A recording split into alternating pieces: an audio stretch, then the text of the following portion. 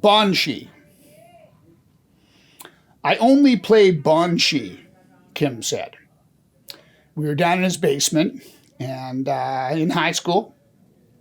And I'd gone from Catholic school to McGee, so this is one of the people I met at McGee, a friend, and I noticed he had a drum kit. And he said, do you want me to play Bonshee? I said, well, sure. So he sat behind the kit and he played Bonshee. He went, Bonshee, gabon, Bonshee, Bonshee. He played it once. And that is what I loved about this guy. He didn't want to be in a band. He didn't want to be a drummer. He just was a Bonshee guy. So we became very good friends. And he was a tall, skinny guy. He used to do a Jerry Lewis impression. And, oh, God, of course, another thing about Kim is whenever we did acid or anything, he would always say that he got the dud. Of course, he didn't. Are you okay, Kim? He goes, yeah, I'll go with you guys, but I got the dud, right? We go, okay, that's no problem. You go with us anyway. So he would do a Jerry Lewis impression. One time we tried to get in the car and he'd be like, and he'd do all this, end up like stiff as a plank across the back of the car.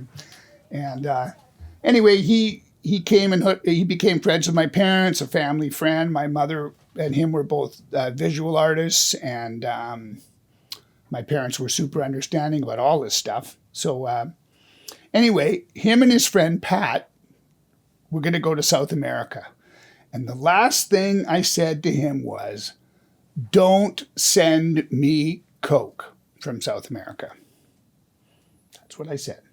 Okay, so at that time, we had two Mexican girls that were living in my parents' house. So we had two Mexican girls that they were going to the Convent of the Sacred Heart. They came for Easter dinner, and they gave the puppy eyes to my mom, and they said, oh, well, we hate the convent. Can't we just stay at your house? So they ended up staying at our house upstairs. And so I had my three sisters, the two Mexican girls, my friend Carson that also lived with my parents, and my brother and myself. And then we had friends like him. So we had a lot of people.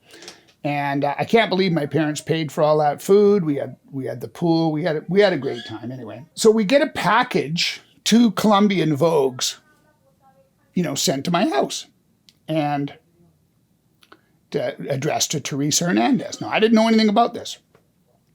And just around that time, the two Mexican girls, I think they took the Colombian Vogues. Nobody really knows what happened. And they went back to Mexico.